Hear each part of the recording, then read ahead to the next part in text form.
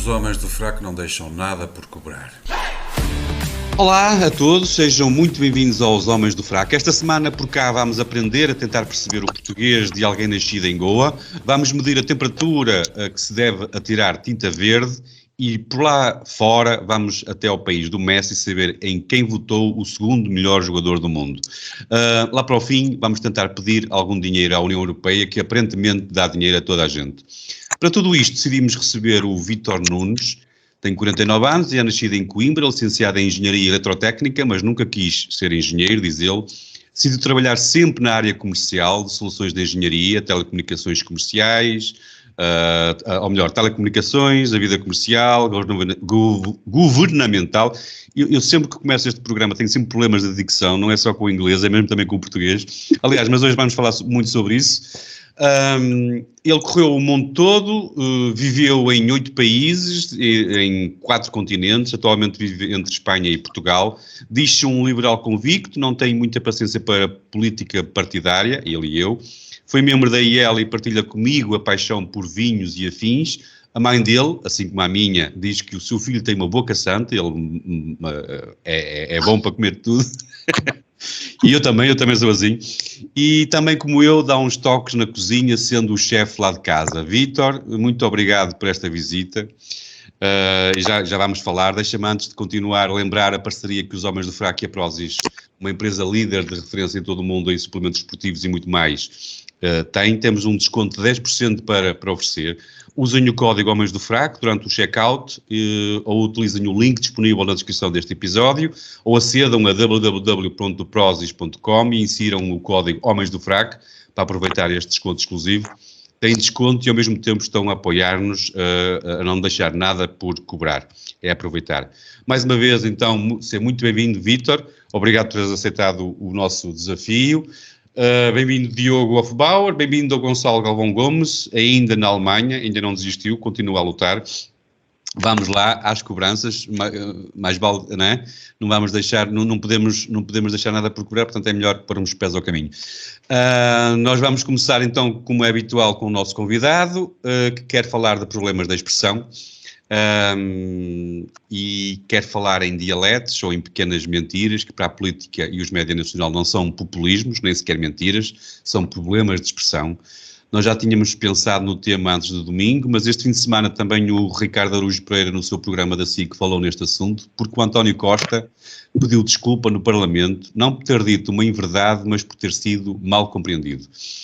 Vítor, o problema da dicção do nosso Primeiro-Ministro será motivo para a sua média tão elevada de factos falsos que o polígrafo lhe tem apontado?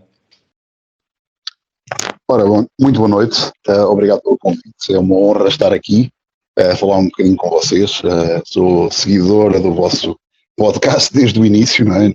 Para mim é uma surpresa este convite, fico feliz e muito contente por ter visto o vosso crescimento nos últimos meses, não é? E a quantidade de seguidores que tem crescido e acho que ainda vai ser muito melhor. Em relação a António Costa, ao doutor António Costa, como diz o Alberto Gonçalves, com muito carinho e que nós devemos ter sempre em relação ao nosso primeiro-ministro, eu acho que mais do que dicção ele tem um problema de apetite. Ele gosta muito de comer sílabas, gosta muito de comer letras ali no meio das palavras, na competitividade, na produtividade, aquelas palavras que ele inventa assim no meio do nada, e é interessante ver que ao fim de 8 anos ele finalmente começa a assumir que tem um problema a expressar-se. Nós todos achávamos que eram mentiras algumas das coisas, mas parece que afinal são só questões de forma como ele se expressa, às vezes chama cobardes a pessoas, afinal provavelmente é porque estaria a dizer que as pessoas estariam cansadas, mas é António Costa, sempre a criar o seu mundo virtual, tentando convencer as pessoas que tudo vai bem no país, que existem, há uns tempos existiam não vacas gordas ou magras, mas eram vacas voadoras, coisa nunca vista neste mundo. Neste momento, aquilo que nós percebemos é que já se passaram quase 8 anos, acho que se não é 8 anos, são 7 anos e 10 meses, ou 7 anos e 11 meses, o país já não aguenta tanta promessa, já não aguenta tanto anúncio, começa a perceber-se que não é só uma questão de expressão, são muitas desculpas. Eu acho que a partir de agora António Costa vai ter mais pressão, não só pela oposição, parece não existir, mas até existe. No Parlamento, o deputado, como é que era o do PSD, agora deu-me aqui uma branca, que lhe fez a pergunta, que normalmente é uma pessoa com low profile, mas extremamente inteligente, com a André Ventura, e depois temos agora aquela oposição interna que vai ter que mostrar algum serviço, e António Costa começa a ter que se desculpar, começa a ter que arranjar outras formas de encarar as pessoas. Mas ele não achas que ele não é só o arranjar aqui desculpas ou ser mal interpretado. Ele consegue sempre, ele neste aspecto é um habilidoso fantástico, eu acho que ele consegue passar sempre a responsabilidade para os outros. A responsabilidade nunca é dele, a responsabilidade será sempre dos outros. Que é um bocado aqui o que aconteceu, sim. Quer dizer, não é ele que tem dislexia ou... Eu acho que eu acho que aqui ele já mudou um bocadinho, não é? Que ele já não disse que as pessoas o interpretaram mal, ele já usou palavras e disse eu expressei-me mal, não é? Uma situação que a gente tinha visto claramente, que ele disse que era preciso privatizar na negociação com Bruxelas, e Pedro Nuno Santos, a tal oposição interna, veio dizer calma lá, porque não é assim. E ele aí, sabendo o que tinha dito antes, teve que dizer que não foi uma questão de o interpretarem mal, porque o erro estava na boca dele, não é? Não estava nos outros. E aí já começa a ser uma mudança de perspectiva.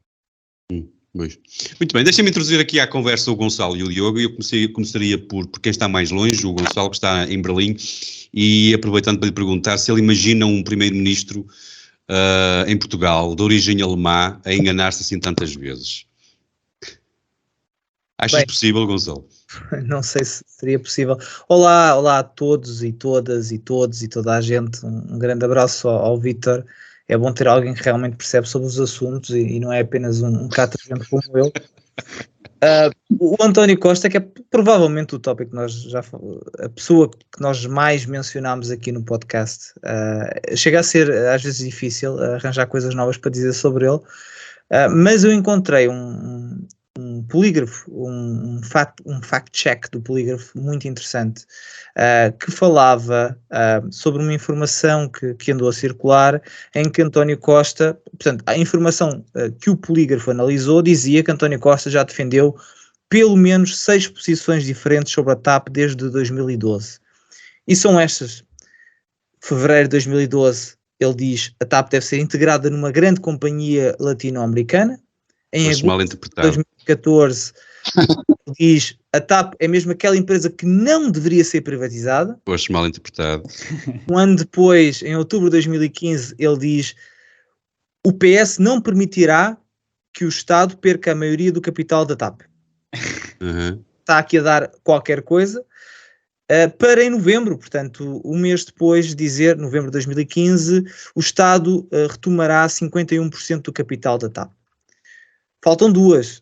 Em junho de 2017, ele diz será integralmente cumprido o compromisso com 50% do capital da TAP. E por fim, a 6 de abril de 2020, não a 6, mas em abril de 2020, a sexta frase, não podemos excluir a necessidade de nacionalizar a TAP.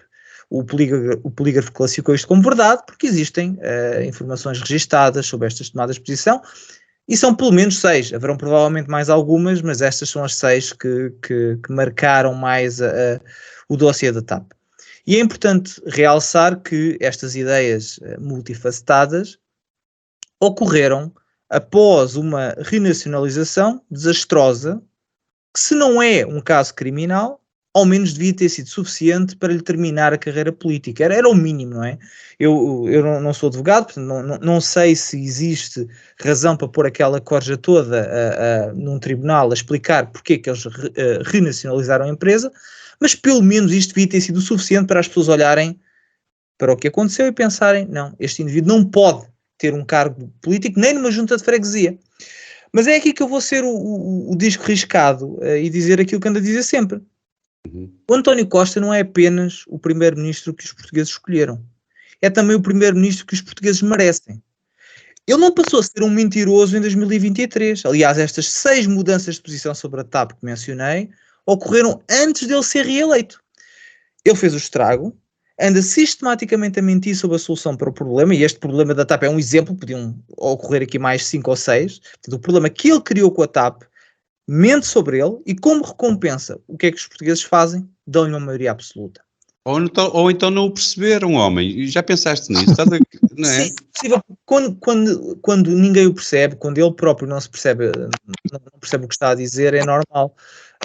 Isto casa com um tópico que eu falei há umas semanas, ou a semana passada, já não me recordo, que como é que um indivíduo que fala tão mal, que é tão pouco carismático, que não é bem parecido, que não é particularmente inteligente, como é que este indivíduo consegue ser tão bem sucedido politicamente? Isto é uma incógnita. Eu espero que um dia alguém se dedique a estudar isto e consiga explicar a leigos como eu como é que aquele indivíduo que poderia ser um gajo medíocre é provavelmente o político mais bem sucedido na política portuguesa. Mas em relação à Alemanha, apesar de existirem muitos problemas na política alemã e estarmos coincidentemente com um dos piores governos dos últimos tempos, uma pessoa com o perfil de António Costa só podia ser eleito em Portugal, num país africano ou numa Venezuela. Num país com um mínimo de civilidade, teria este indivíduo a gerir o que é que seja. Eu quando estava a escrever as minhas notas... Ele não tinha hipótese em Goa, Gonçalo, por amor de Deus. Não tinha. Eu quando estava a escrever as minhas notas, eu queria escrever um exemplo de uma coisa que ele pudesse gerir. Eu comecei a pensar, bem, se calhar a caixa de uma bomba de gasolina. Não, isto é demais, não o quero meter a gerir dinheiro. Eu queria escrever um exemplo prático e não consegui, porque não há nada que eu consiga imaginar como um exemplo do que o António Costa pudesse gerir. Então, não há nada que pudesse fazer numa possibilidade. Muito bem. Diogo, tu és o nosso setor. Somos nós que temos um problema com a língua ou terá sido o acordo ortográfico uma tentativa de nos aproximar destes dialetos tão próprios como os portugueses de Goa? Não é? Pode ter sido. Pode ser. Exatamente, para nos aproximar. Antes de mais, beijinhos a todos aqui, um grande beijinho ao Vítor, beijinhos lá para casa também, para os homens, beijinhos para todos. Nós hoje vamos falar da Argentina, ainda para mais, que é um país em que, segundo eu percebo, os homens também têm o hábito de se cumprimentar com beijinhos, um bocadinho como Itália. E, portanto, aproveito para beijar todos os homens que nos estejam a ouvir aqui e em casa.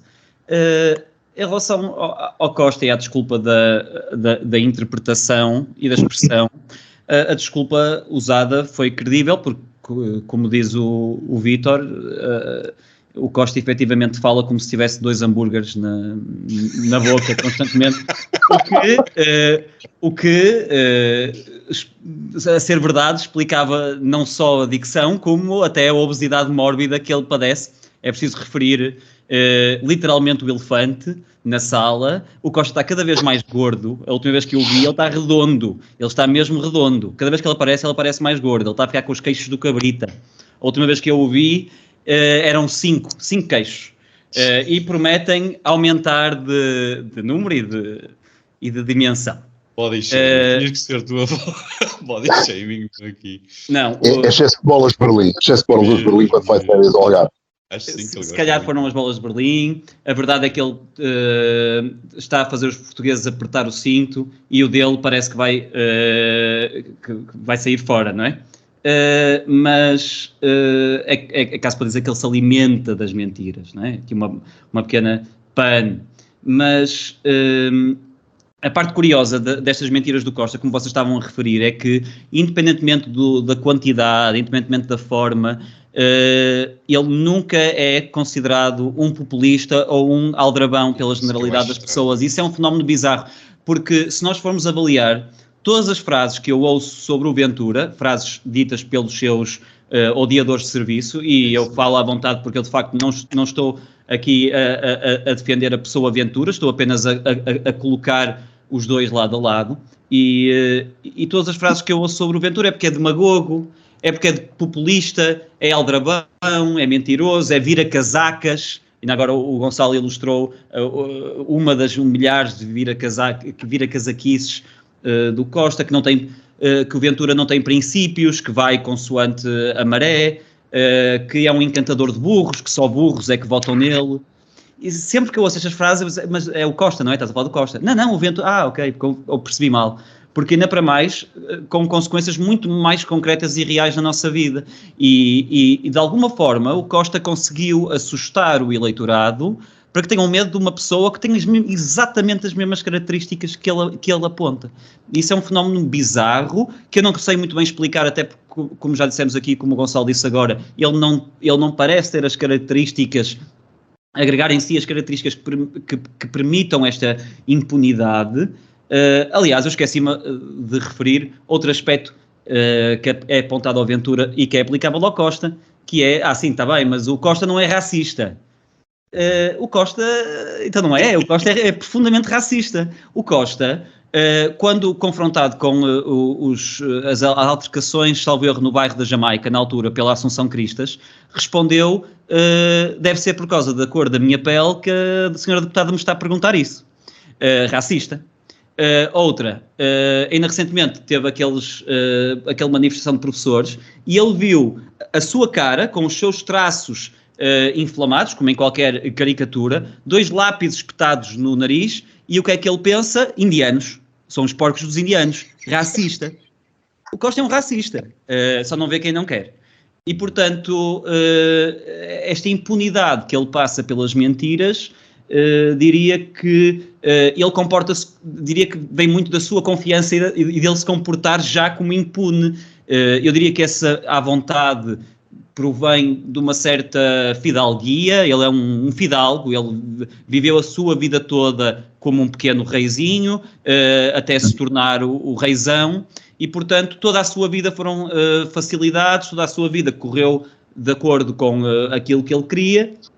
Ele nunca se viu prejudicado politicamente por nada do mal que fez ao longo da sua carreira política e, portanto, é natural, e eu aí dou-lhe de barato, que eu se calhar na posição dele também me achava absolutamente intocável, porque está longe de ser apenas o trabalho como Primeiro-Ministro. Antes disso, na Câmara de Lisboa, já tresandava a merda aquilo, e mesmo assim ele conseguiu ascender politicamente, passando sempre pelos pingos da chuva. É um fenómeno que ainda está por explicar e que se calhar o Vítor consegue explicar. O Vítor, o que é que tu, já agora vou fazer o papel do Zé Carlos, o que é que tu achas, como é que se justifica esta magia, este feitiço com que ele enfeitiçou os portugueses? O Costa é claramente um animal político. Eu acho que se nós olharmos para aquilo que nós conhecemos, eu nasci depois do 25 de Abril, portanto não posso falar do que se passou antes de Salazar, mas só vi um político assim, neste tipo de perfil, que é Mário Soares, não é? Mas Mário Soares é um bocadinho diferente. Eu acho que tem muito mais ideologia do que tem Costa. Costa não tem claramente uma. É um sobrevivente, é um peso pesado, entre aspas, quero ser literal aqui, peço desculpa, não quero falar das questões de peso de ninguém, nem das bolas de Berlim, mas é claramente alguém que luta pela sua sobrevivência com tudo.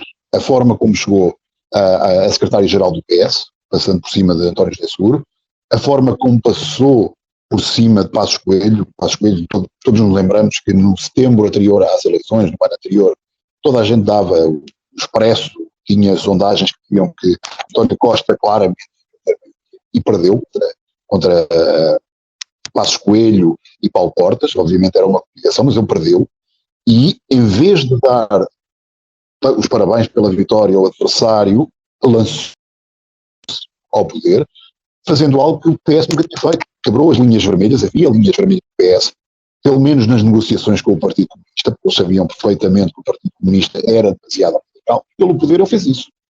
Fez uma geringonça, conseguiu manipular muito bem o PCP e o Bloco de Esquerda, tanto que se viu quando o governo caiu, houve voto útil para dar a maioria ao PS de Costa. Ele consegue ter um animal político brutal, não sendo uma pessoa extremamente inteligente, não sendo uma pessoa carismática, não é um reformista. Portugal está a ver isso, neste momento está a ter as consequências de 8 anos de gestão corrente. Nós temos governo ou não termos é praticamente a mesma coisa. Tivemos governo de 6 meses e praticamente não se notou. Mas serão os méritos só dele ou os portugueses querem isto? Acho que os portugueses estão satisfeitos com aquilo que vão aceitando. Eu acho que desde, pelo menos que eu me lembro, eu já falei isso várias vezes, até com o pelo Diogo em alguma altura, nós tivemos uma fase, talvez tu, Zé Carlos, te lembres melhor, que é mais da idade, que foi o tempo de Cavaco Silva, e Portugal cresceu brutalmente. E depois os primeiros anos de Guterres, também como consequência disso, entrava logo, e a partir daí os portugueses acabaram. Por isso, os últimos 20 anos de Portugal são tranquilos, aceitamos tudo, aceitamos Sócrates, aceitamos Durão Barroso, também não foi grande coisa. A Troika fomos obrigados a aceitar, foi o que foi, e depois temos Costa, temos aquilo que aconteceu com o anterior Ministro das Finanças, que vai para o Banco de Portugal, criou a posição e vai, contesta, ninguém diz nada. Temos uma série de situações de escândalos, temos aquilo que aconteceu no Ministério das Obras Públicas, que foi vergonhoso, e agora vão escrever livros juntos e está tudo, parece a aldeia dos Smurfs, não é? E nós aceitamos, para viver serenos, o Correio da Manhã faz as notícias e está tudo bem. E José Sócrates continua livre, apesar de sabermos todos o que ele fez, e não vai ser julgado. O senhor do BES a mesma coisa, e é neste meio que Portugal aceita. Acontece também porque talvez não há uma oposição. Não existem figuras fortes na oposição. O PSD, eu acho que se há alguém que tem a imagem do Portugal neste momento, do Portugal real, é o PSD, que aceita a situação como está. Teria que ser um partido que governasse e não apresenta essas opções ao país. E por isso, Costa sobrevive e provavelmente ainda vamos ter pior que Costa no futuro. Oh meu Deus, bem, estamos a ficar com o programa muito deprimente e deprimido. Se vocês vamos animar com mais um bocadinho de cor, vamos dar um bocadinho de cor, é isso. Se vocês não tiverem mais nada a acrescentar, eu propunho então que avançássemos para o segundo tema nacional. E, certo, Gonçalo, mais alguma coisa a dizer? Avançamos, Vítor, Diogo, ok, avançamos certo. Então. Vamos falar sobre a Climáximo. Em Portugal já temos finalmente um grupo da extrema-esquerda a sério que comete atentados terroristas com perigosa tinta verde e cor de laranja, que vandaliza montras de lojas de alta costura, ainda sem grande sucesso porque não têm conseguido roubar, ao contrário de outros grupos de extrema-esquerda por esse mundo fora. Que se atravessa aninhados nas passadeiras para peões das estradas deste país. E Diogo, tu que quisestes falar deste grupo perigoso, o nosso presidente já nos disse que achou graça à primeira e à segunda brincadeira, agora já começa a perder graça, diz ele. Concordas? As manifestações de mostrar o cu seriam menos cansativas ou aborrecidas do que atirar tinta? Muito melhor. Aliás, eu esperava que a moda tivesse... Ninguém me ouviu aqui a dizer mal dessa manifestação. Eu estou agora a pegar com a questão das tintas. Quando as manifestações... Quando foi mostrar o cu, tudo bem. Sim, quando eram miúdas a mostrar o cu, eu nem ai nem ui, não ouviram uma palavra da minha boca. E se ouvissem era de incentivo. Mas o que mais me surpreende nesta questão é mesmo estes movimentos acreditarem que estão na luta contra o sistema, quando até o Presidente da República diz que acha piada aos crimes cometidos. Porque eu aqui gosto de separar aquilo que são as organizações daquilo que são os terroristas, os miúdos. E os miúdos, a maioria deles, e nós vemos-los, eu acredito que esteja efetivamente convencida que o mundo vai acabar e que eles não têm futuro e de sofrerem efetivamente com isso. Aliás, basta olhar para a maior parte deles para entender que são pessoas com perturbações mentais e emocionais profundas. Hoje arrasas toda a gente, é body shaming. É o olhar. Olhem sempre para os olhos. Os olhos dizem tudo. E aquela gente tem um olhar absolutamente perturbado. Perturbado. E, portanto, são pessoas perturbadas, destabilizadas e que, portanto, são facilmente manipuláveis. E acredito que muitas delas comam este tipo de campanhas. Aliás, chegou-me recentemente um clipe de uma conversa no telejornal sobre este assunto. Eu creio que era na CNN, eu não estou certo disso, eu não vejo televisão, os clipes chegam-me sem que eu os peça. E a jornalista, durante o debate, teve uma expressão muito interessante, que ela disse que os jovens sofrem de ansiedade climática, uma expressão que eu já tinha ouvido, mas que sofre de ansiedade climática, e cito, com as notícias que lhes damos diariamente.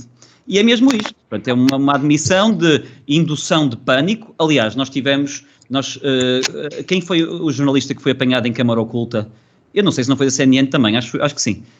Que foi apanhado em câmara oculta nos Estados Unidos a dizer as alterações climáticas são um novo Covid, é a nova campanha de medo, é o novo... e, portanto, eu gosto de distinguir estes miúdos que são miúdos, enfim, que têm alguns problemas emocionais, mentais e que comem a propaganda das organizações que os instrumentalizam e até com alguma crueldade no sentido de fazer avançar uma agenda que não tem a ver com o clima, tem a ver com privação de liberdade, tem a ver com muita outra coisa e que coincide, como é óbvio, com os interesses do poder e da elite reinante, porque esta é a segunda parte, que eu não entendo como é que estes ativistas continuam a achar que são contra o sistema quando o tópico do clima é tão empurrado para a frente, não só em Portugal como na Europa e no mundo, é tão empurrado pelas forças políticas que até emanou na Holanda um novo partido político, um grande partido político,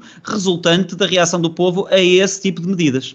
Portanto, se em Portugal nós ainda estamos na fase de os portugueses estarem a pedir medidas pelo ambiente, na Holanda estão a criar partidos e a votar neles em massa por causa precisamente desse tipo de medidas de privação de liberdade e de privação de produção e de consumo. E muito disto assusta porque muito daquilo da tática usada na PSYOP da Covid é aqui aplicável, nomeadamente o facto de se alicerçar na ideia do consenso científico. Aliás, nós vamos à Wikipédia e na Wikipédia, na página da negação das alterações climáticas, tem uma página própria, essa negação aparece definida como a negação não suportada do consenso científico. Portanto, segundo a Wikipédia, e nós temos que nos habituar a de que hoje em dia não existe informação neutra, e a Wikipédia tem a agravante de ser encarada como tal, até segundo a Wikipédia, qualquer argumento contra a existência das alterações climáticas provocadas pelo homem, inclusivamente não só a negação das alterações em si, como a negação da política que eles propõem para a combater, aparece-nos como uma negação do consenso científico, não é? Onde é que nós já vimos este filme? Portanto, aqui o que me preocupa não é o pessoal com as tintas. Esse pessoal desejo-lhe tudo de bom na vida e que consigam crescer e ter uma família e filhos e que sejam muito felizes, algo que não estou a ver a acontecer, infelizmente, no seu futuro. Mas, em relação às organizações, devem ser imediatamente denunciadas por toda a gente. E é por acaso que já disse isto, eu acho que no clima as pessoas não vão comer com a mesma segurança, porque as mentiras são por demais evidentes, a instrumentalização é por demais evidente e, mais do que isso, estes miúdos a tirar tinta não estão a ajudar propriamente a causa. Muito bem. Vítor, o sítio da internet da Climáximo é vermelho, as tintas usadas são verdes e cor de laranja. Apesar de estarem ainda muito no início, esta falta de unidade na escolha de cores pode fazer desconfiar problemas internos, como em alguns partidos políticos com outras cores mais clarinhas. Eu acho que mais do que isso é o Climáximo, que tem uma ligação profunda ao Bloco de Esquerda, é preciso não esquecer isso, não é? E outros movimentos extremistas da Europa, não é o único a falar das alterações climáticas, do fim do planeta. Eu vou-vos dar um exemplo. Por exemplo, há uns dias eu passei numa loja que tinha um anúncio muito interessante, que é Buy Vintage, Save the Planet. Isto é, nós andamos pela rua e vemos todo o tipo de mensagens a dizer que temos que salvar o planeta, e isto é um bocadinho o que dizia o Diogo. As crianças e os jovens são bombardeados, é uma autêntica lavagem cerebral todos os dias, em que o mundo vai acabar, eles têm que fazer alguma coisa, nós somos muito pauzinhos, e portanto há ali uma falta de unidade hoje em dia, que havia um pouco antes, porque eram os políticos mais fortes, que tinham interesses da indústria também, em promover novas políticas energéticas, que algumas até poderão fazer sentido para não sermos tão dependentes da Arábia Saudita, do Qatar, desses países todos, não é? Mas hoje começam a haver grupos extremistas que já existiram por outras razões e que vêm sempre do mesmo sítio. Se nós nos lembrarmos dos anos 90, era sobre a educação, também eram os movimentos de ruptura, que havia um tal do movimento de ruptura que deu personagens como aquele senhor André do sindicato Stop, não é? E eles andam todos aí. Portanto, há uma unidade ali? Não, aquilo sei se eu olho para aquele movimento, que não sei se é um movimento, se é um coletivo, eu acho que eles se afirmam como um coletivo, não é? Como na Venezuela, e não vejo aquilo como sendo algo realmente sobre o clima. Aquilo é mais climarxismo do que outra coisa. Eles querem promover uma alteração de uma agenda, querem ter preponderância política e atirariam tinta se fosse por causa do polvo que nós comemos, polvo, se era por causa dos carros, se é por qualquer coisa eles farão isso. Acho que há uma unidade, vem do Bloco de Esquerda, claramente. Não creio que venha, por exemplo, da aula do PAN. Acho que o PAN percebe muito bem o que é que se está a passar com a sua líder e com os problemas que tem na Madeira, mas é claramente sair do Bloco de Esquerda, e é preciso dizer isso, são radicais de esquerda e que nós não podemos aceitar, e porque se nós falamos disso da tintas, também podemos falar da questão dos ataques aos SUVs e aos carros grandes que eles fazem hoje em Lisboa. Coisas sempre importadas, que eles também não têm grande imaginação, vem sempre tudo fora. No outro dia eu acho que houve uma menina que pulou as mãos a um avião, quer dizer, ou vamos tentar ela foi logo arrancada, coitada da miúda, ela estava colada, ficou logo sem pele. Pois, não sei, eu acho que podiam colá-la fora do avião e voar. Era isso, e levá-la.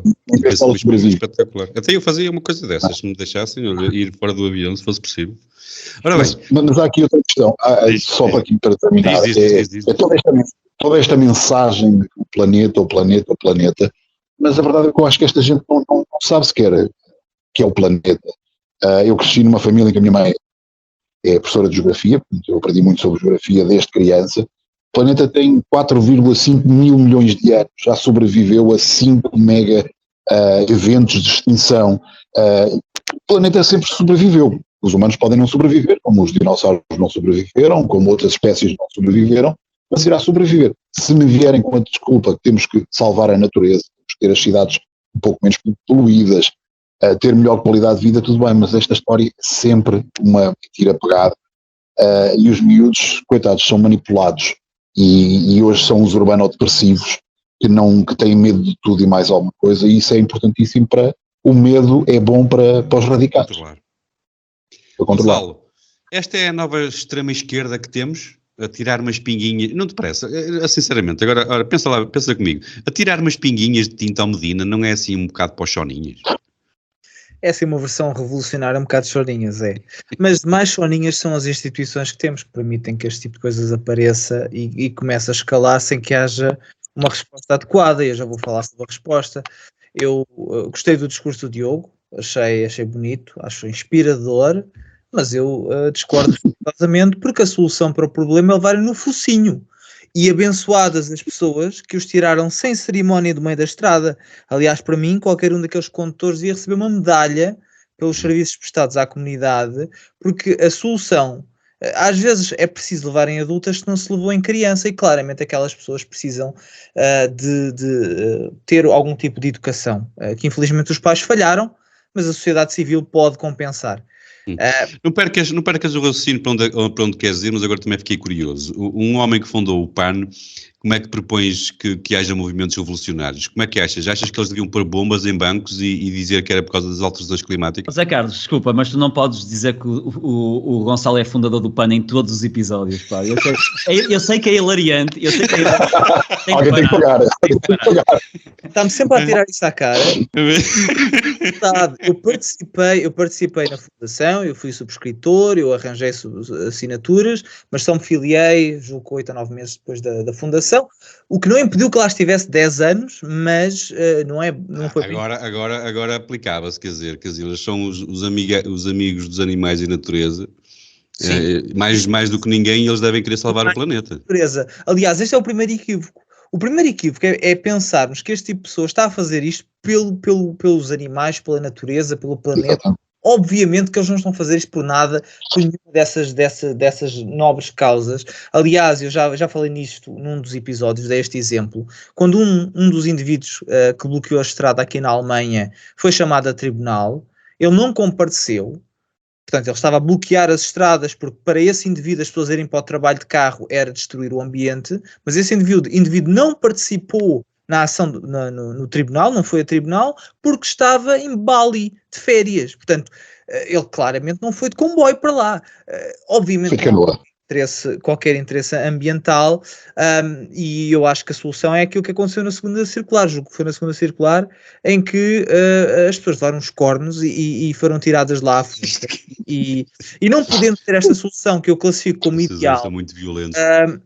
É preciso entender que estas pessoas estão a cometer crimes. E cometer crimes no sentido em que bloquear uma estrada é um crime, fazer manifestações não autorizadas é um crime, e imaginemos que um de nós vai a conduzir e atropela um daqueles idiotas, não é? Fica com a vida destruída e na volta ainda vai parar a cadeia. Mas nem vale a pena falarmos em cenários muito hipotéticos, porque aqui na Alemanha, onde estes idiotas florescem como ervas daninhas, uma pessoa estava a ser transportada em estado grave numa ambulância, porque teve um acidente de bicicleta, bateu contra uma máquina das obras e teve que ser transportada de urgência, e a ambulância ficou presa no tráfego devido a estes bloqueios. Não é claro que a demora no transporte tenha tido influência na morte da pessoa, pelo menos é o que o hospital disse, não é? O hospital correu a dizer, não, a pessoa morreu, mas não foi por causa da demora no transporte, mas uma certeza que podemos ter... Não morreu de Covid? Que uma pessoa, não morreu de Covid, mas morreu e uma pessoa em estado grave não pode ficar presa no meio do tráfico porque alguém não recebeu mesada a tempo e está chateado. Não, e obviamente que isto não aumentou a probabilidade de sobrevivência. E há outros casos, há casos de mulheres grávidas a caminho do hospital que ficam presas no tráfico, há pessoas que vão a caminho de sessões de quimioterapia e não parece, e às vezes a ideia que me dá é que nós estamos à espera que isto, que parece de certa maneira cómico e que nós olhamos com um certo paternalismo. O Diogo falava, são jovens. Há malta ali que tem 25, 30, 40 anos, pá. Jovem. O que é um jovem? Não são jovens, Gonçalo, são deficientes. Nós vivemos no tempo em que estamos para um indivíduo de 30 anos. Jovens, realmente. O indivíduo de 30 anos é jovem. Eu com 30 anos já tinha 13 anos de trabalho no lombo. Pá, vão trabalhar, meu. Um indivíduo que bloqueia uma estrada tem que ir parar à cadeia. Pá, tem que ir parar à cadeia. Não estou a dizer que tem que apanhar 20 anos. Embora... é discutível, mas tem que passar algum tempo na cadeia, porque enquanto isto não acontecer, nós vamos acabar por ver desgraças. Um dia vai ser a nossa mãe que vai a caminho ao hospital e fica presa por causa de uma coisa destas, ou amanhã vai ser uma propriedade nossa que vai ser destruída por causa de um evento desta natureza. Isto simplesmente ainda não atingiu a dimensão necessária para que nós todos percebamos o que isto é, que é um grupo um grupo terrorista em desenvolvimento. Porque estes indivíduos também, coitados, não é? Estamos a falar de pessoas que para eles comer uma refeição com glúten é um ato de tortura, portanto, eles também não têm capital para mais. Mas quer dizer, eu já percebi que o que te incomoda a ti é eles atravessarem-se na estrada, portanto, partir montras. Tudo bem, atirar tinta ao Medina até deviam receber uma medalha, imagino. Agora, atravessar-se na estrada é que é mau. É tudo mau. E até ao Medina, que se alguém neste país merece é o Medina, mas até o Ministro do Ambiente nem sequer apresentou queixa contra isso. Ou seja, ele levou com tinta e nem sequer quis o nível de colaboracionismo é tão grande que os indivíduos partem, fazem o que lhes apetece, vão ao tribunal, não apanham nada, nem sequer têm que pagar pelos estragos que fazem e mais uma vez o que nós estamos aqui é patrocinar o escalar disto, porque nós temos que pensar no seguinte, nós estamos a dizer, como referia o Vítor, que o mundo vai acabar e estas pessoas estão a ser educadas na ideia de que se não existir certas ações, nomeadamente a neutralidade carbónica, que o mundo pode acabar a qualquer momento. O que isto leva é que as pessoas pensem que qualquer ação é proporcional, porque não há nada pior do que o mundo acabar. Portanto, se eu hoje me colar ao chão é proporcional, porque nada é pior que o mundo acabar. Mas se eu amanhã, sei lá, fizer uma coisa qualquer, um atentado qualquer, uma porcaria qualquer, esse atentado não vai ser maior do que a consequência do mundo acabar. E nós temos que cortar isto já pela raiz. Mas claro, para isso é preciso coragem, porque a solução é simples. Pouca diplomacia. A nível civil, se estiverem bloqueadas as estradas, é resolver. E entendam isto como quiserem. E a nível de tribunal, tem-se começar a julgar estas pessoas não por coisas que eles não fazem, mas por coisas que eles fazem. Se eu chegar e mandar tinta para cima de alguém, provavelmente a vida vai-me correr menos bem. À primeira vez, à segunda se calhar já vou passar um tempo à prisão. Tem que ser isto, não é? Esta versão Nelson Mandela do Wish, isto não é nada. Mas eu acho que aqui também leva com uma certa dissonância cognitiva, que eles sabem que o mundo vai acabar porque o sistema lhes disse. Mas eles acham que o sistema não faz nada. Ou seja, se isso que tu dizes é verdade, é completamente verdade, ou seja, qualquer meio é justificável para exigir que se combata ao fim do mundo. Por outro lado, se eles acreditam nessa narrativa, porque é que eles haveriam de achar que o sistema queria que o mundo acabasse? Estamos a falar de um absurdo tão grande, que é o fim da raça humana, que é difícil imaginar que na cabeça deles os interesses da Repsol estão à frente da permanência da espécie humana. Ok, mas vamos lá então aqui regressar aqui um bocadinho. Vocês, eu já percebi que estão os três assim um bocado em sintonia neste aspecto, e eu aqui só queria tentar entender uma coisa. Tudo bem, pode haver aqui um certo exagero no discurso, pode haver um certo aproveitamento por parte de muitas instituições, de muitas pessoas, para utilizar o medo, mas as calotas polares estão a derreter ou não? Diogo, começa tu? Não, Gonçalo? Não fui lá ver. Não foste lá ver? Gonçalo, estão a derreter ou não? Uma coisa eu posso afirmar com certeza, eu não sei se estão, porque não sou cientista para perceber isso. Agora, o que eu posso afirmar é que aqueles atrasados mentais que colarem-se à estrada não vai fazer nada por isso. Antes, pelo contrário.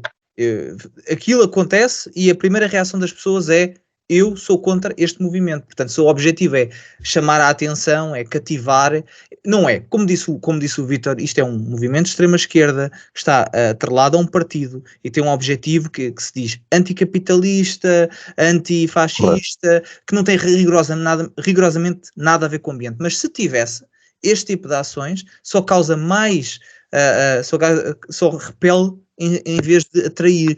E o movimento ambientalista que tu falavas no início, que começou com o PAN, o objetivo nunca foi trazer desconforto às pessoas, trazer desconforto visual, talvez, mostrar uns animais no matador, mas nunca foi ganhar inimigos, porque sempre se percebeu desde o início que a forma de trazer as pessoas para a luta ambiental é fazê-las entender que nós estamos nisto todos juntos, que há muita poluição, que os animais não têm direitos suficientes e de certa maneira as pessoas abraçarem estas causas e de forma voluntária aderirem a elas, não com castigo e com taxa e com destruir a vida às pessoas e com bloquear a ambulância. Isto não traz nada a ninguém, mas mais uma vez o objetivo não é trazer nada a ninguém, o objetivo é marcar uma agenda. Mas lá está, se o Obama está a dar lições sobre o fim do mundo durante o dia e compra uma casa à beira-mar durante a noite, as pessoas não podem concluir daí hipocrisia. Podem concluir daí que o fim do mundo é uma aldrabice. É a única alternativa. Muito bem. Vítor? Não, vamos lá ver. Ora, vamos lá ver, como disse o nosso primeiro-ministro. Alterações climáticas sempre houve. Se nós temos uma enorme contribuição para elas atualmente ou não, isso é outra história. Mas a verdade, se nós formos estudar, por exemplo, aquela famosa frase que 97% dos cientistas concordam que há alterações climáticas causadas pelo homem, que isso foi uma enorme alteração. Isso está provado.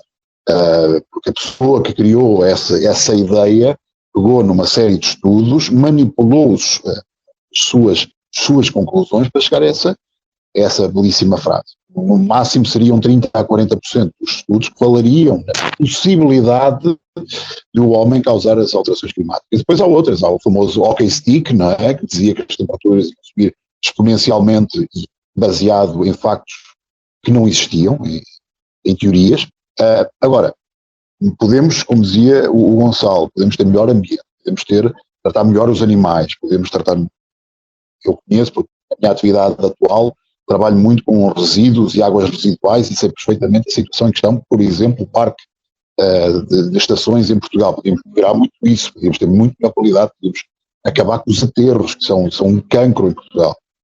Mas isso é melhorar o ambiente mesmo, não é salvar o planeta. E eu, sinceramente, eu não concordo que o planeta esteja à beira da morte. Acho que vamos ter muitos anos, podemos ter muito melhores tecnologias que nos têm ajudado a ter carros mais eficientes, a ter melhor energia, mas precisa ir com calma e não entrar neste pânico e nesta loucura que estes grupos querem fomentar. Eu aqui gostava só de terminar dando uma solução quando aparecem estes senhores a lançar tinta, é pegar tinta e atirar-lhes à cara, ou então também atirar o balde, pode ser que ele deixe mais um bocadinho, eles nunca mais vão ter a fazer. Muito bem. Ficámos então com esta linda sugestão de o Vítor, nosso convidado. Para terminarmos aqui a primeira parte, nós acabamos os temas nacionais, vamos passar para os temas internacionais já a seguir. Para quem nos está a ouvir, são apenas 20 segundinhos de música, nós voltamos já a seguir, até já. Não se esqueçam que os Homens do Fraco têm agora uma parceria com a Prozis. Lembrem-se de usar o código Homens do Fraco durante o checkout para obter um desconto direto de 10%. O link está na descrição deste episódio. Os Homens do Fraco não deixam nada por cobrar. Muito bem, voltamos então à segunda parte, passou rápido, e nós na segunda parte vamos dar um saltinho lá fora, a assuntos internacionais. Queremos começar com o tema do nosso convidado, ele quer falar da Argentina, sabe lá Deus porquê. Aquilo que a maioria dos médias de informação afirmavam ir acontecer, a vitória de Javier Milei e com ele a ascensão da extrema-direita ao poder na Argentina, não aconteceu. O ainda ministro da Economia do país das Pampas, Sérgio Massa, ganhou e vai ter de disputar uma segunda volta com Milei. Vítor, tu que quiseste trazer este tema, até quando esta história de gritar cuidado que aí vem lobo vai resultar?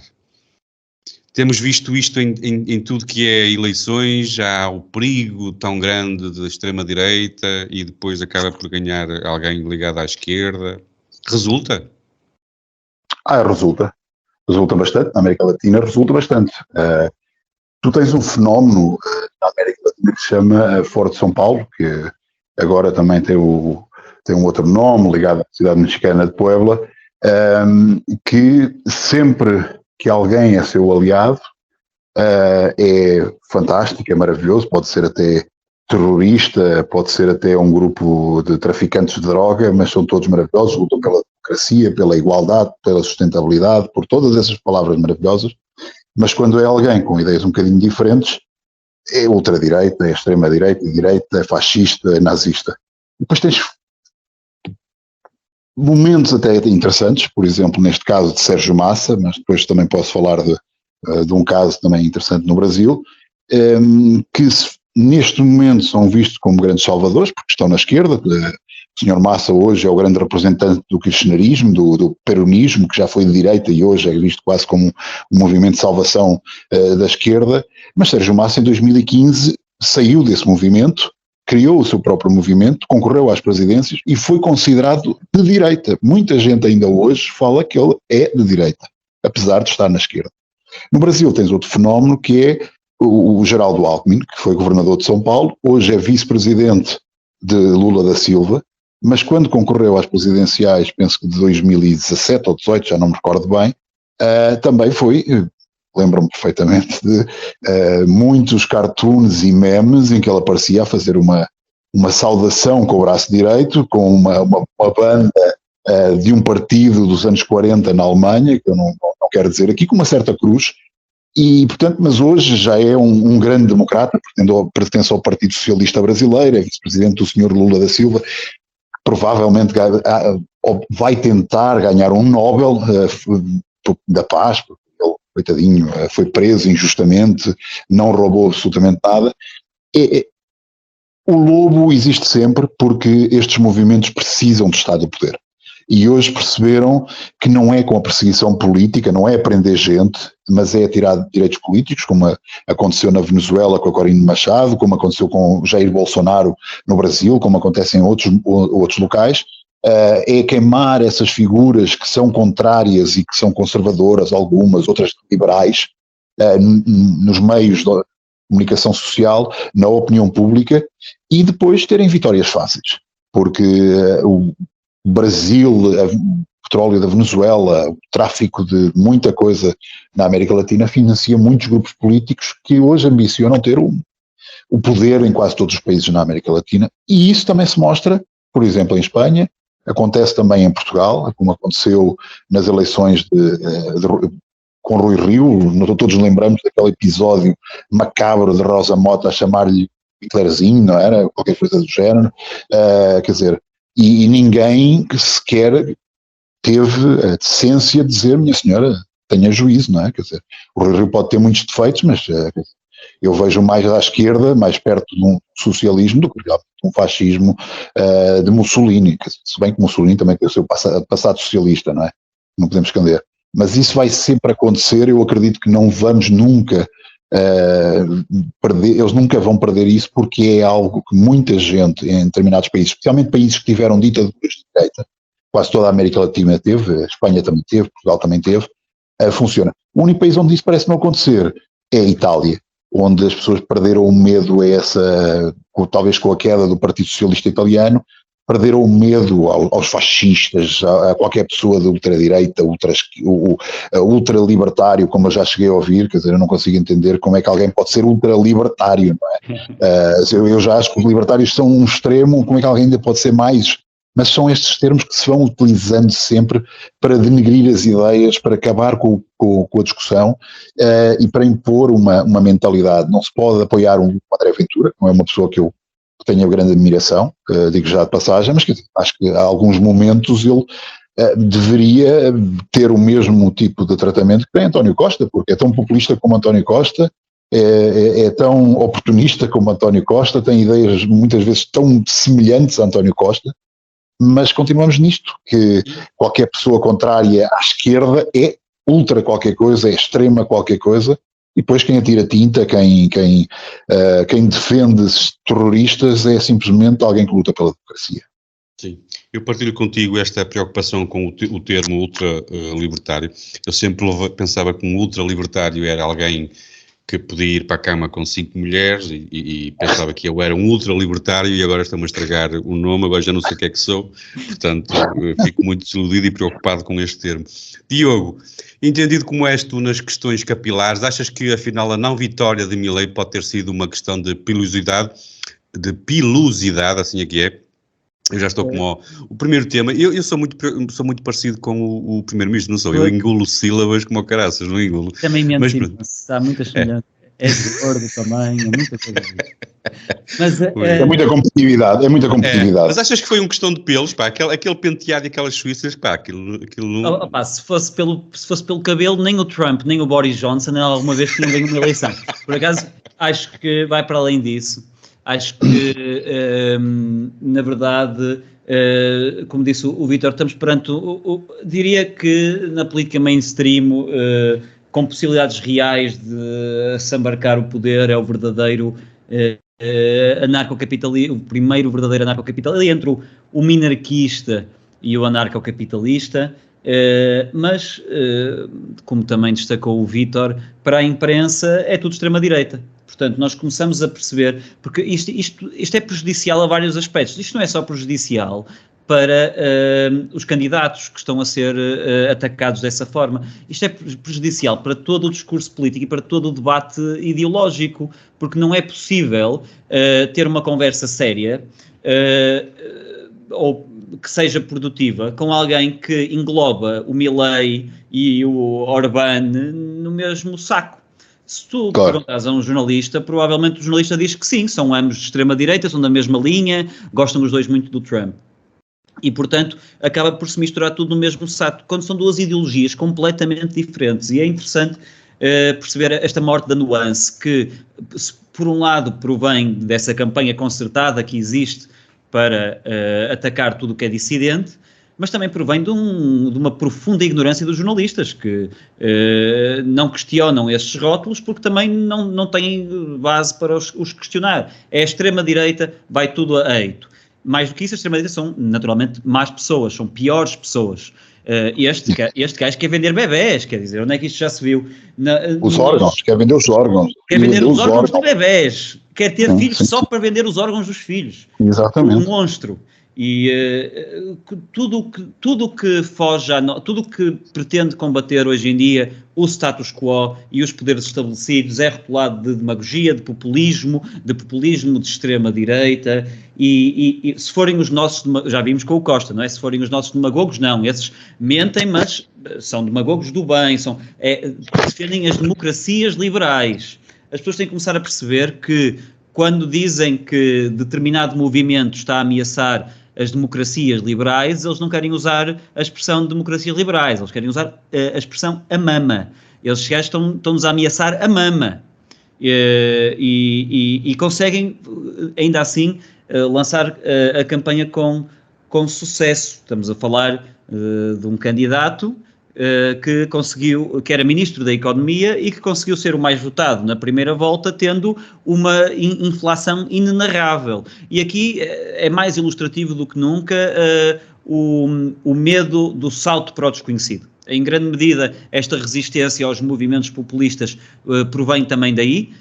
Ok, estes são os ladrões, mas já estamos habituados a eles, a um nível de vida que nós é mau, mas que nós já estamos familiarizados. Acho que há um certo medo do desconhecido. Neste caso, o desconhecido trazia uma cabeleira excêntrica e tinha um discurso que era fácil de demonizar, no sentido de ser do 8 ao 80. E nessa medida eu até devo dizer que, independentemente daquilo que foi avançado como possíveis resultados, eu acho que foi um resultado absolutamente brutal que o Milei teve, entre votos de protesto e votos de pessoas que ideologicamente concordaram, ou até votos de pessoas que queriam e votavam num chimpanzé que se ele se candidatasse contra o Massa. Agora, acho que foi um resultado muito positivo e que dá alguma esperança de que movimentos similares possam aparecer e abanar com a política, que a política precisa necessariamente de um abanão, que se vier de um Milei, vai sempre contar com naturais anticorpos, mas que é necessário para começar a habituar as sociedades a este tipo de ideias. Muito bem. José Carlos, posso só adicionar aqui em relação aos resultados algo que é muito interessante, porque em 2021 houve eleições para a Assembleia, para o Congresso Nacional da Argentina, e nesse momento a Liberdade Avança de Milei tinha muito poucos membros ainda e conquistou 3 lugares. Nestas últimas eleições conquistou 39. Nós às vezes falamos da questão, por exemplo, da Iniciativa Liberal e do Chega, que tiveram excelentes resultados. Bom, isto ainda é mais brutal. E houve alguma expectativa, porque nas eleições primárias tu tiveste o Milei com 30%, acho que ninguém esperava, não é? As sondagens indicavam 20% a 23%, e toda a gente pensou, bom, se ele cresceu aqui 7%, 8%, vai conseguir chegar aos 40%, que ainda lhe podia dar a presidência. Não cresceu em número de votos, ele teve mais de 10% do que nas primárias, mas manteve mais ou menos o nível. Eu acho que o nível de qualquer um dos candidatos na Argentina, porque eram os 3 grandes, era nos 30%, estava muito dividido. E depois é a questão das alianças. Quem não convenceu foi aquela que era assessora de Macri, a Pato Bullrich, que é uma pessoa com muito pouco carisma, ainda menos do que Sérgio Massa. Quer dizer, ela até podia ter uma inflação de 1%, eu acho que as pessoas não iam votar nela, porque a pessoa não tem mesmo ter o carisma de eu não diria de um Rui Rio, mas ainda consegue ser pior. Mas não convenceu, e muitas das pessoas, do Montenegro talvez, do Montenegro, e algumas das pessoas que votaram no seu adversário nas primárias acabaram por ir votar em Sérgio Massa, muito pelo establishment, muito por aquilo que o Diogo já disse, que o status quo, querem manter o status quo, a Argentina tem um nível de pessoas dependente do Estado absolutamente enorme, tem muita gente na pobreza, tem muito funcionário público, tem muito sindicato, tem muitas ONGs, tem muita gente a receber dinheiro e que pensam assim, bom, acabar com o Banco Central, acabar com estas políticas, eu vou ser prejudicado, prefiro ter inflação a 500%, o dólar na rua a 2.000 pesos, a última vez que eu fui à Argentina estava a 17, há 5 anos atrás, para vocês verem o descalabro que é, e vamos do que ter um maluco libertário, ou ultra-libertário, ou extra-libertário, ou mega-libertário.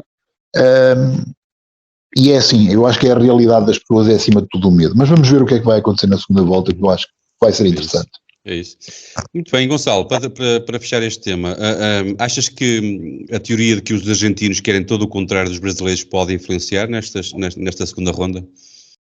Bem, eles não se gramam, mas eu não sei se querem necessariamente o contrário. E ainda bem que o Vítor e depois o Diogo, depois o Vítor outra vez, tiveram muito e coisas de valor a dizer, porque eu de facto não tenho. Nós já... por honestidade. Nós já tivemos a oportunidade aqui de falar sobre alguns dos problemas da Argentina, na primeira vez que abordámos o tópico, nomeadamente da inflação. Eu até comparei com outros países na América do Sul e falámos um pouco sobre o risco que é deixar certas políticas tomarem conta do país e que da riqueza que nós temos como adquirida. A Argentina era um país riquíssimo, não é? A Argentina era um oásis, não só na América do Sul, mas ser impreciso, mas tinha mais, o produto interno bruto era superior à França e à Espanha. Estamos a falar de um país que vivia muito bem e que descambou em 80 anos, se calhar menos. Correto. Mas eu também sou cético, não é? Eu sou muito cético por natureza para acreditar em Messias, seja o do nome, o brasileiro, seja o argentino. Claro que fico contente que apareçam alternativas e pessoas fora da caixa, como o Milei, mas ao contrário se calhar ao contrário da maioria dos meus amigos da direita, eu tenho alguma dificuldade em entusiasmar-me, da mesma forma que tive pouco entusiasmo na eleição da Giorgia Meloni, que na prática se converteu num bem de nada. Eu sei que não são políticos iguais, mas são políticos antissistema, de certa forma, e a eleição da Giorgia Meloni foi uma autêntica... Não foi desilusão para mim, porque não estava à espera de nada, mas tem sido uma desilusão para muita gente. E não é só... E não é que seja contra o Milei em si. É também porque o sistema protegeu-se e blindou-se de tal maneira que não será um peão apenas a conseguir inverter o caminho para a derrocada. Claro que quantos mais soldados tivermos na luta, melhor, e ficarei contente se eventualmente ele tiver um bom resultado, ou se for eleito à segunda volta, mas não podemos ter a ilusão de pensar que estes homens sozinhos conseguem mudar um sistema, e como o Vítor mencionou, a Argentina tem uma função pública que deve empregar mais de metade da população. Portanto, quando aparece um maluco a dizer, pá, eu quero reformar isto tudo e despedir toda a gente, a primeira reação das pessoas é, pá, não. Ok, isto está mal, mas eu não quero ser despedido. E esse medo do imprevisível, que falava o Diogo também, leva a que se criem muitos anticorpos, para além dos anticorpos que o sistema tem por si. O sistema protege-se, o sistema blinda-se e dá-nos esta... já estou a precisar aqui idiomas. E dá-nos esta ilusão da opção e da escolha, mas muitas das vezes estas escolhas estão limitadas, até porque a própria mídia vai sempre criar esta ideia que este tipo é pior que o Hitler e fazer esta absurdidade que julgo que foi o Diogo que estava a mencionar, de que o Bolsonaro é igual ao Milei, é igual ao Trump e é igual ao Orbán. Estamos a falar de indivíduos que têm políticas completamente distintas. Eles não têm absolutamente nada a ver um com o outro. Talvez alguma política assim mais populista, mas em termos económicos, sociais, não têm nada a ver uns com os outros. E os jornalistas dizem-nos que eles são todos iguais, mas dizem-nos não é porque eles sejam completamente estúpidos. Alguns são, mas dizem-nos porque querem proteger o sistema. Eles são parte deste sistema que se blinda e protege-se a si próprio. Uhum. Mas quer dizer, vamos lá ver, só para fechar o tema e para avançarmos para o último, é aceitável que estes personagens anti-sistema tenham aquele tipo de penteados? Repara, o Trump, este Milei, o próprio ex-primeiro-ministro inglês, quer dizer, por amor de... não é? Vamos lá ver. Acho que dá para um lado. Na Argentina. Qual é o termo que força dele? Não tens o Orbán, pronto, ainda é o mais aceitável, mas quer dizer, depois tens o Bolsonaro também tinha... os de esquerda, eles ao menos estão arranjadinhos, eles são penteadinhos ou carequinhas. Mas na Argentina funciona, sabes, porque eu lembro perfeitamente das imagens do Mundial de 78, não vi, mas lembro-me com os brilhantezinhos e tal, o Mário Kempes, aquela gente toda, depois o Maradona, o Caniggia, o Batistuta, sempre tiveram cabelo comprido. Todos os meus amigos argentinos, agora quase todos chegam aos 50, já estão todos carecas, mas na sua altura eram todos cabeludos e orgulhosamente cabeludos e gostam de dar beijos uns aos outros. Não vou comentar, não vou falar porque... Mas resulta, eu acho que é excesso de dulce de leite e de Malbec e aquilo funciona assim, cresce muito o cabelo. Eu acho que dá para os dois lados, dá para... Dá para os dois lados, é muito bom. Não, dá para aumentar, se por um lado dá para aumentar o carisma e a reconhecibilidade da imagem, claro. Por outro lado é mais fácil de ridicularizar e apalhaçar e demonizar alguém que tem aquele aspecto, eu admito que sim. Muito bem, avançamos então para o último tema do episódio de hoje e desta feita é internacional e também é trazido por alguém que está lá fora das nossas fronteiras. O Gonçalo quer falar do dinheiro da União Europeia que cai em todo lado. A União Europeia tem sido muito generosa, realmente, subsidiou a nossa classe política durante anos e ainda subsidia, patrocina a guerra contra o Putin, quer mandar umas notas de 500 para Israel e à Palestina. Gonçalo, então, e se nós pedíssemos um patrocínio à União Europeia, pá? Aqui para o podcast, eu acho que era uma boa ideia. Claro que 75% ou mais teria que voltar à origem, bem pronto para ser usado. É isso mesmo. Mas olha, então... Quem mandou? Mas ainda assim seria um bom negócio, porque ainda ficávamos para aí com 20% ou 25%. Então, bem bom, bem bom. Mas então queres falar do dinheiro que a União distribui indiscriminadamente? Eu quero porque eu acho que nós perdemos um bocado de noção, porque a União Europeia tornou-se este polvo gigante que nós sabemos que está lá, mas temos pouca noção do que acontece. Então eu, como não quis perder muito tempo a fazer trabalhos de casa, vou só citar o resumo dos tweets da Ursula von der Leyen, a Presidente da Comissão Europeia. Chamaste-lhe Ursa? Ursa. Nós não usamos esse tipo de linguagem neste programa, Gonçalo, já sabes. Se eu quisesse insultar, eu ia chamar coisas bem piores do que Ursa.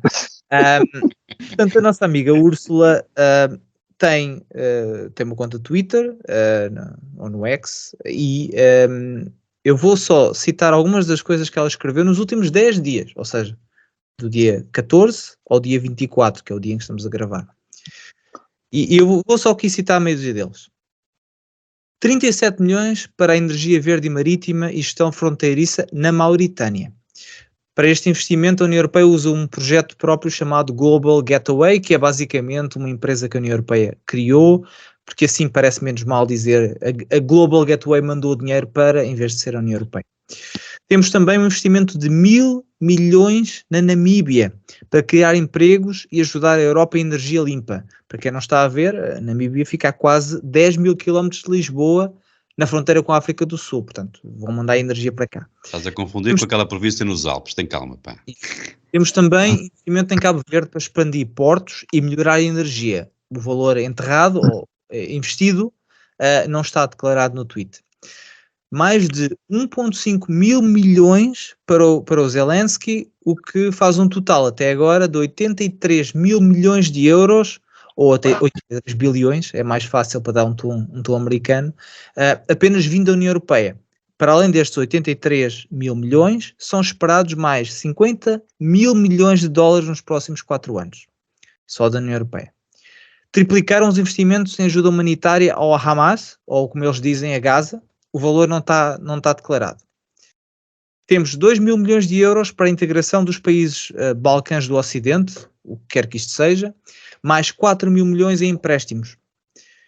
E por fim, temos um plano de crescimento para a Albânia, que na prática significa mais dinheiro, mas não quantificaram. Isto são os últimos 10 dias, na conta do Twitter. Fora disto estão os milhões que foram enviados para a Moldávia e para Marrocos alguns dias antes disso. A culpa é do Musk, senão tu não havia Twitter, não sabias disto, pá. Pois, e vivia mais feliz, não é? E é importante salientar que isto são as coisas que ela se orgulha. Ou seja, estes são os tweets que ela se dá o trabalho de colocar no Twitter. Fora deste molho estão, sabe Deus, não sei quantos trilhões gastos em coisas que ela prefere não dar destaque. E é isto que a União Europeia se tornou. A União Europeia, que tem pobreza sistémica nos seus países, que tem pessoas com muita pobreza, que vivem em situações muito difíceis e com muita pobreza, com a União Europeia que tem necessidades urgentes de modernização e que tem, e que tem que combater a falta de competitividade, tem mesmo, caso contrário vamos ficar com uma economia arruinada, que tem problemas de energia, mas a nossa preocupação é mandar sacos de dinheiro para a Namíbia. Claro que todos nós percebemos que isto é uma lavandaria a céu aberto, mas também é importante percebermos ao mesmo tempo que este dinheiro não é dela. A Úrsula não é dona do dinheiro. Os milhares de milhões que ela se pavoneia de andar a oferecer como se fosse o Pai Natal dos oligarcas é dos contribuintes europeus, que todos nós pagamos impostos altíssimos. Eu vivo na Alemanha, pago impostos altíssimos, o Vítor paga impostos altíssimos na Espanha, e vocês em Portugal a mesma coisa, e muitos de nós somos pobres, pagamos impostos altos, mas somos pobres, não conseguimos ter um nível de vida que nos permita ter muito luxo, e andamos a sustentar esta gente. Eu já fui um europeísta convicto. Neste momento estou muito mais a caminhar para o euroceticismo. Eu julgo que a solução tem que passar por aqui. A solução tem que ser uma clara intenção de tirar poder à União Europeia. A União Europeia não pode servir para ser o banco do mundo e para tirar aos europeus para dar às oligarquias, que na prática é isto que está a acontecer. E mais uma vez, eu só citei tweets que estão na página dela que ela se está a orgulhar de partilhar. Nós nem nos passa pela cabeça a javardice que acontece à porta escondida. E eu sou a favor da União Europeia, até porque já mencionei aqui, eu beneficio com a existência da União Europeia, mas se calhar temos que caminhar num modelo mais libertário, um modelo de pouco poder, influência limitada e, obviamente, e isto é urgente, menos dinheiro para gastar, porque se eles têm dinheiro para triplicar o dinheiro da ajuda ao Hamas, então tem dinheiro a mais na conta. É tão simples como isso. Diogo, o que é que tu achas que os imigrantes portugueses na Alemanha não gostam deste tipo de generosidade? Pá? Não sei, isso é o Gonçalo que tem que dizer, mas eu revejo-me a 100% no que o Gonçalo disse, porque, enfim, o nível de vida na Europa está em declínio, em absoluto declínio. Aliás, basta ver em Portugal, que é o exemplo que nós temos, uma das economias mais fracas da União Europeia. Em Portugal é muito difícil sobreviver sequer com o salário médio. Com a renda da casa vai metade. E depois o resto vão ser migalhas, é gerir o dia-a-dia. É muito difícil sequer pagar as contas todas, quanto mais viver confortavelmente. É uma coisa que afetou profundamente da minha geração para baixo, dos millennials para baixo, que acabaram por se confrontar com a imprevisível para nós ideia de que o nosso nível de vida ia ser consideravelmente inferior aos nossos pais tiveram o prazer de beneficiar nos anos 90. Aliás, eu diria que grande parte da resistência ao euroceticismo de que o Gonçalo estava a falar em Portugal tem a ver com a memória fresca dos benefícios que a Europa trouxe à vida das pessoas. Porque eu próprio sou frequentemente confrontado com isso quando estou em conversa com pessoas mais velhas acerca da União Europeia. O argumento inevitável é de que, se não fossem os fundos europeus, o que é que isto não tinha sido? O que, em primeiro lugar, não augura muito a favor da Europa, na verdade, ou de Portugal, mas, sobretudo, entender que em 2023 o cenário não é o mesmo. Nós não beneficiamos em nada economicamente da União Europeia, pelo contrário, a União Europeia tem o dom de enviar esse dinheiro todo para o mundo todo, porque também o pode imprimir à vontade. Essa impressão terá como consequência uma inflação que nós acabaremos por pagar, seja pelo aumento dos preços, seja agora pela justificada por eles, pela senhora Lagarde, subida das taxas de juros para combater a mesma inflação. É um sistema que se joga a si próprio, que se nos usa a nós como peões para alimentar os interesses do costume. Foi como disse o Gonçalo, é uma lavandaria, é uma autêntica lavandaria, elitista, opaca e baseada em burocratas que na verdade são não eleitos, porque nós elegemos os deputados do Parlamento Europeu com um poder limitadíssimo e, sobretudo, parecem seguir todos a mesma cartilha. E enquanto erudimos as soberanias nacionais, alimentamos o monstro. No fundo, a União Europeia foi centralizar a corrupção. Acabou por ser esse todos os países tinham as suas corrupçõezinhas, acabamos por centralizá-las numa mega lavandaria. Olha, eu depois do Gonçalo e do Diogo e deste pessimismo, Vítor, eu espero que tu percebas a responsabilidade que tens. Foi para isso que te chamamos. Eu queria terminar em grande, queria terminar com uma mensagem positiva. Eu ia sugerir a ideia de, e se criássemos uma guerra civil cá no Burgo, uma coisa leve, bem à nossa maneira, hein? Que dizes? Achas possível que a União Europeia possa patrocinar uma guerrinha aqui à beira-mar? Eu acho que tu não devias... Um Porto de Lisboa. Deem-me um Porto de Lisboa que eu pego já... Não tenho ar. Eu vou mais longe. Eu vou mais longe. Eu acho que não devíamos dar ideias, porque o Dr. António Costa e o Dr. Pedro Sanches podiam aproveitar isso e ganhar uns valentes bilhões, não é? Eu já nem falo em milhares de milhões. Convenciam que íamos ter um combate tremendo por Olivença. Primeiro, pelo Couto Misto, a sua esqueta, o papel do Couto Misto, ali por Almodóvar, por outras regiões, como é que se chama? Alcotim, peço desculpa, que eu estava a confundir, são lugares estrategicamente importantes para os dois países, até as desertas e as Canárias, podíamos fazer isso. E se nós fizéssemos isso? E se não pudéssemos fazer uma guerra, podíamos fazer uma pandemia, algo que nunca ninguém pensou. Só na Península Ibérica. Uma península, exatamente, carrapatos do porco preto.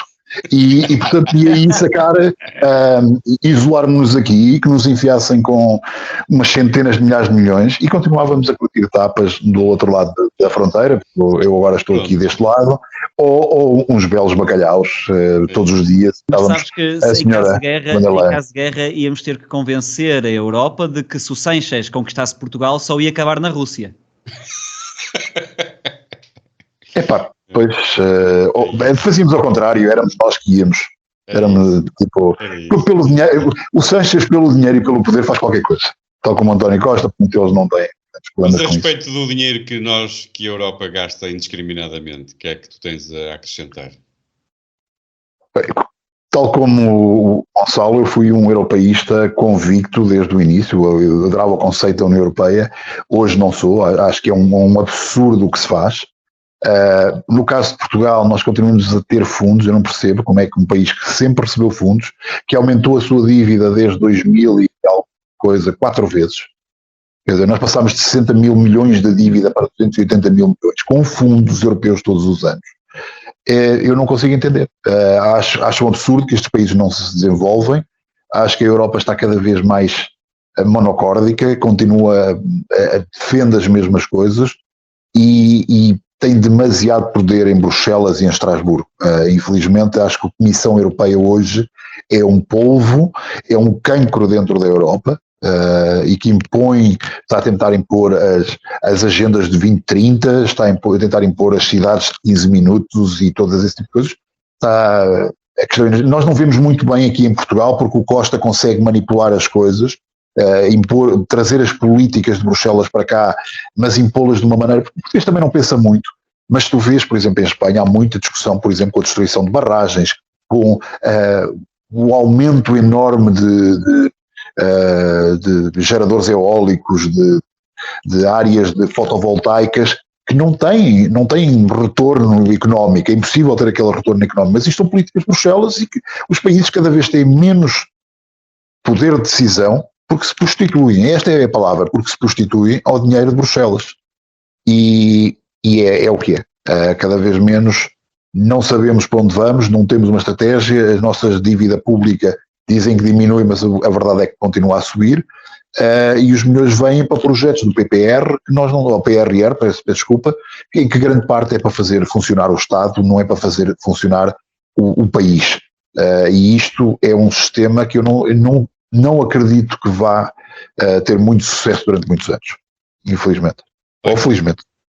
eu ficava só com esta ideia, falámos em prostituição, pronto, para acabarmos em beleza, portanto, ainda bem que o Vítor foi convidado para terminar desta forma. Não, antes de irmos embora então, vamos só fazer aqui um brinde a qualquer coisa. Eu começaria por ti, Diogo, a quem é que tu vais brindar esta semana? Sim, o meu brinde, eu hoje, como temos o Vítor connosco, eu queria brindar com um vinho. Mas eu não percebo nada de vinhos, aliás, como ninguém. Há dois tipos de pessoas. Há as pessoas que percebem de vinhos e as pessoas que fingem que percebem de vinhos, que é o caso do Vítor. E no meu caso, eu vou escolher, já que não tenho um vinho, vou escolher uma bebida que eu tenho profunda aversão, porque tive uma ressaca tal proveniente dessa bebida que nunca mais a posso ver à frente, e portanto parece-me... Como é que tiveste uma ressaca com água? Que é Favaios, a própria pronunciar a palavra dá-me vómitos, foi o nível da ressaca. E portanto parece uma bebida indicada para brindar ao Medina. O Medina, responsável pelo Orçamento de Estado, no qual constam, segundo consegui ver, 426 milhões de euros para a luta pela igualdade de género. 426 milhões de euros. Eu conheço um empreiteiro que me faz isto por 400, portanto eu acho isto um roubo.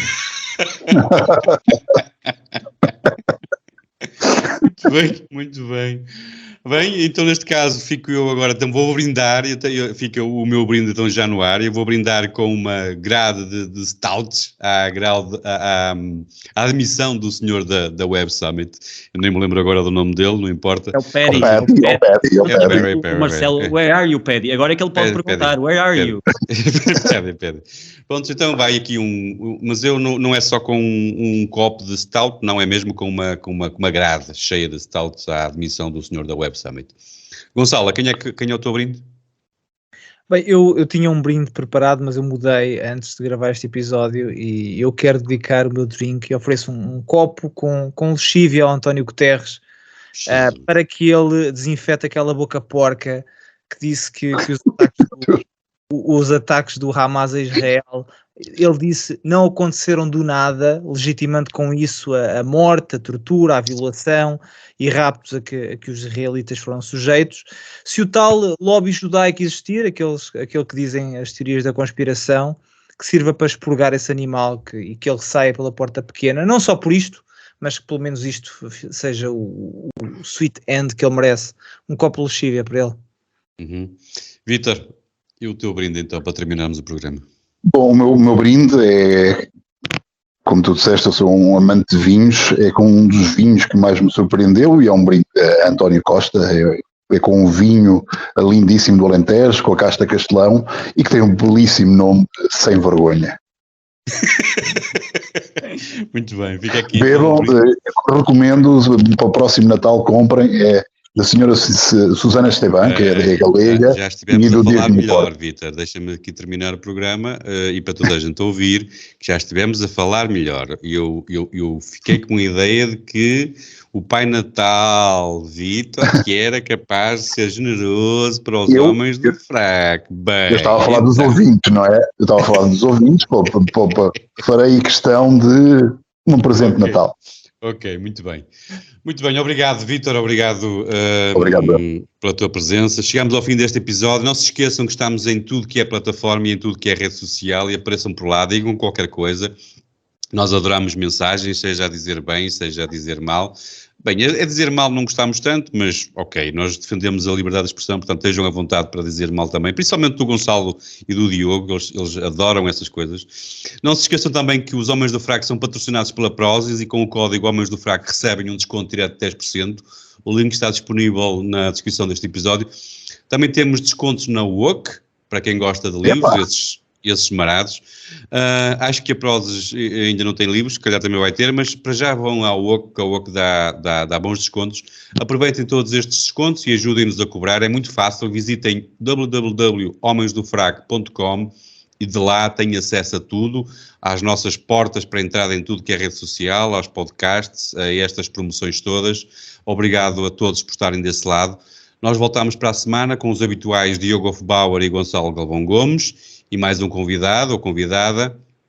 Resta-me agradecer mais uma vez a disponibilidade do Vítor. Vítor, foi um privilégio, muito obrigado por teres visitado a garagem dos Homens do Frac.